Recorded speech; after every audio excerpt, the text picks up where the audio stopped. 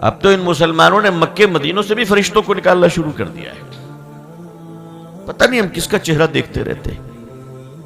अब मक्के में भी गए हज करने के लिए, उम्रा करने के लिए, वहां पे अपनी बेगम को बाहों में लिया और सेल्फी ले रहे हैं। भाई उम्रा में आए हो या टूर में आए हो, अगर यही हरकत करनी थी तो लुलु मॉल में कर लेते। 1.5 लाख रुपए खर्च करने की क्या जरूरत थी? अरे भाई यही धंधा करना था तो यहां कर लेते, वहां जाकर क्या जरूरत थी? असल में हालात बदल गए। पहले लोग बेईमानी करते थे तो सीधा जहन्नम में जाते थे, अभी लोग बेईमानी करते तो सीधा उम्रा में जाते। दुनिया का सारा चौपट धंधा करके सीधा उम्रा। हाँ?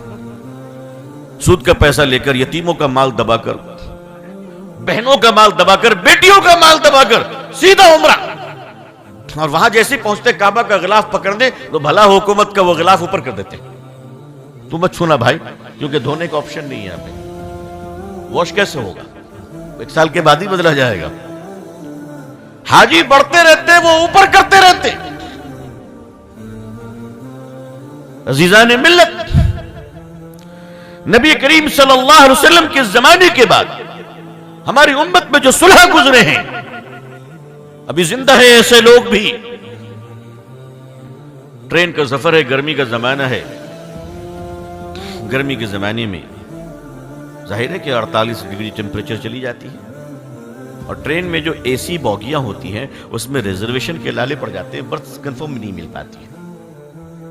हमारे एक बुजुर्ग हैं, बड़े आलिम दीन हैं, 60-62 साल उनकी उम्र होगी। उनकी बर्थ कंफर्म थी एसी 2 टायर में, और शदीद गर्मी बाहर।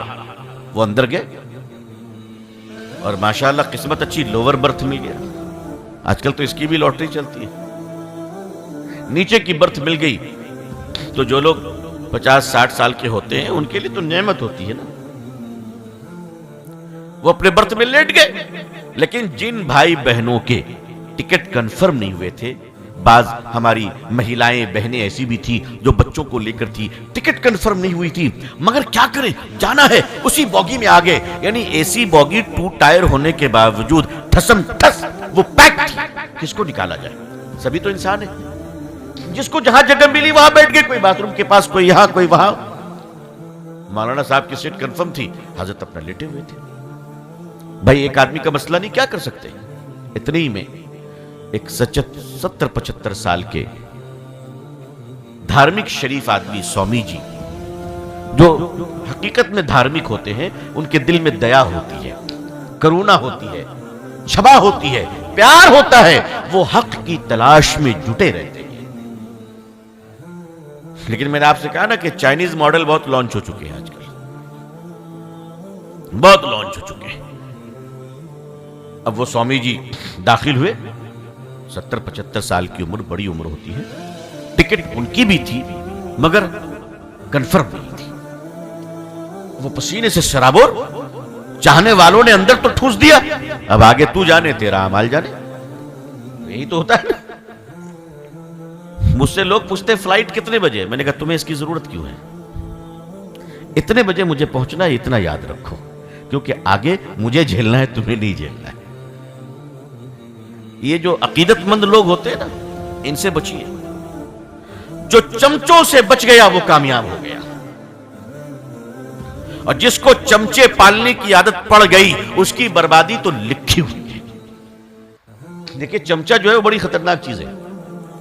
देख में बिरयानी है, कोई निकाल ही नहीं रहा है, एक चमचा डाल दीजिए, आधे घंटे में खाली हो जाएगी देख। बोली होगी कि नहीं होगी? आधे घंटे में पता नहीं चलेगा देश में कुछ था कि एक बोटी नजर नहीं आएगी। ये कमाल चमचे का है। ये जो चमचा साहब है ना, ये बड़े कमाल की चीज है। कोई आदमी बर्बाद ना हो रहा हो, किसी चमचा को साथ लगा दीजिए, 6 महीने में न बर्बाद कर दे तो नाम बदल दीजिएगा। चमचों से बचिए जी हुजूरी करने वाले। अभी एक स्वामी जी अंदर तशरीफ लाए मगर बैठने की जगह नहीं, खड़े हुए हैं, पसीना बह रहा है। हजरत मौलाना की नजर पड़ी, वो खड़े हुए, धार्मिक आदमी है, नजर पड़ी, खड़े हुए और कहा कि स्वामी जी आप आइए और हमारी बर्थ पे बैठिए। खैर बैठ गए, पसीना वगैरह पोछा उन्होंने। हजरत ने अपने थैले से सील पैक वाटर बॉटल निकाला पानी का और कहा कि ये बिल्कुल पैक है, मैंने खोला नहीं है, अगर आप पी लें तो ठीक है, और अगर आपको इसमें इत्मीनान न हो तो गाड़ी रुकती है, मैं प्लेटफॉर्म से नई बोतल खरीद के आपको लाके दूंगा। वो अच्छे आदमी थे, उन्होंने खोला और पी लिया। बात होती रही, प्यार मोहब्बत की बात होती रही, ट्रेन चलती रही। दिन तो कट गया बैठकर, रात आ गई। अब ये 65 साल के तो वो भी, ये 70-75 साल के तो वो भी 60-62 साल के, दोनों ही माशाअल्लाह सीनियर सिटीजन। अब रात कैसे गुजारे? रात तो बड़ी जालिम होती है, तो रात में कैसे सोया जाए? दो सीनियर आदमी एक बर्थ पे तो नहीं लेट सकते।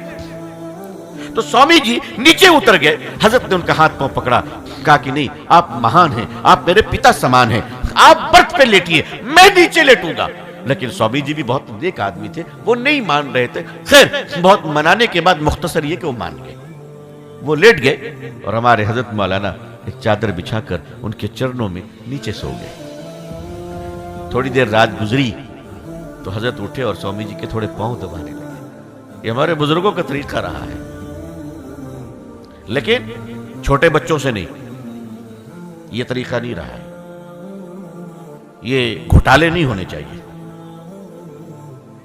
बल्कि बाज दफा ये बेहूदगी है, जिनसी ज्यादती है। ये पांव दबा रहे थे उनको, अब वो उठ गए कि आप ये क्या कर रहे हैं? उन्होंने कहा आप मेरे पिता समान है, अगर मेरे अब्बू होते तो मैं दबाता ना, मुझे अच्छा लग रहा है, लेकिन बहरहाल उन्होंने दबाने नहीं दिया। सुबह हुई, स्वामी जी को पहले उतरना था, मौलाना साहब को बाद में उतरना था। स्टेशन आ गया, मौलाना साहब उनकी थैली वगैरह पकड़कर दरवाजे तक छोड़ने चले गए, तो दरवाजे के बाहर लेने वाले बड़े लोग आए थे, उन्हें नारे लगाए और कबूल किया और लिया। लेकिन सारे चाहने वालों के दरमियान स्वामी जी ने मौलाना को बुलाया और गले लगाया और कहा, अगर छोटे मोहम्मद का ये हाल है तो बड़े मोहम्मद का क्या हाल रहा होगा। सल्लल्लाहु अलैहि वसल्लम, सल्लल्लाहु अलैहि वसल्लम।